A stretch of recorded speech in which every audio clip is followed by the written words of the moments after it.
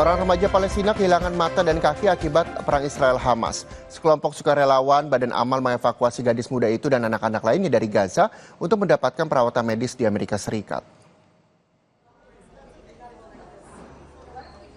Farah Amar, seorang remaja Palestina berusia 19 tahun, terluka dalam ledakan perang Israel-Hamas. Peristiwa tragis yang terjadi tahun lalu itu membuat kakinya harus diamputasi dan matanya diangkat.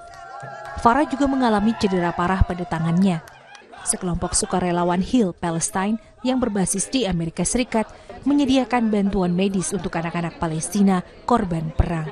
Target mereka adalah anak-anak yang cedera parah dan diamputasi, yang tidak mendapatkan penanganan memadai di Gaza. Komunitas Heal Palestine telah membantu 25 anak-anak Gaza untuk mendapatkan penanganan medis yang mereka butuhkan di Amerika Serikat. Setelah nanti mendapatkan mata dan kaki prostetik, Farah masih harus menjalani terapi fisik. Gadis itu berencana melanjutkan pendidikannya untuk menjadi seorang jurnalis. She sustained an eye injury, so she had an enucleation of her right eye, does not have her right eye, crush injury of her right hand, and an amputation of her right leg due to a crush injury. So obviously these multi-organ traumatic injuries, they're very complex. We're unable to take care of them in Gaza due to the restricted equipment that we have access to.